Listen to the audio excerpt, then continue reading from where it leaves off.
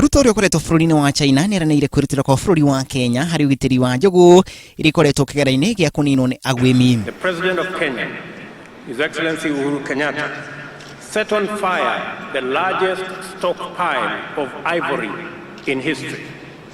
This was the fourth ivory burning in Kenya. We did this in order to save the African elephant, the world's largest mammal, from extinction through poaching. Ruto akauga bũrũri wa Kenya nĩwoete makinya marũmu kũhũrana na ũgwĩmi ũcio, ningĩ akĩũria bũrũri wa China gũteithĩrĩria Kenya harĩ kũhũrana na ũgwĩmi ũcio. The markets for the poached ivory are largely in Asian countries, including China. We appreciate, however, the support of the government of the people of China in the conservation of efforts in Kenya.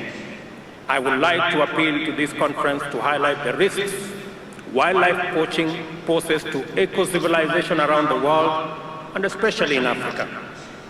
Join us to stop the wanton slaughtering of elephants and rhinos in Africa for global peace and sustainable development. Ningĩ nĩtũteithĩtie kwĩrutĩra kwa bũrũri wa Kenya kũnyitanĩra na mabũrũri ya memba a ũrũmwe wa mabũrũri gũteithĩrĩria harĩ gũtigĩrĩra atĩ nĩmahũrana na ũthũkia wa marĩa matũrigicĩirie. Committed to a 30% reduction of green gas emissions by 2030 relative to the business as usual scenario and subject to access to support. And to give impetus to our commitments this year after the signing of the Paris. Ũhoro ũyũ ũkĩte ũrĩrĩ kũgomano kĩgiĩ ũhoro ũcio gĩtanyĩtwo mwaka-inĩ ũyũ, ũmwe wa marĩa makarĩrio arĩ njĩra cia gũteithĩrĩria harĩ gũteithĩra marĩa matũrigicĩirie.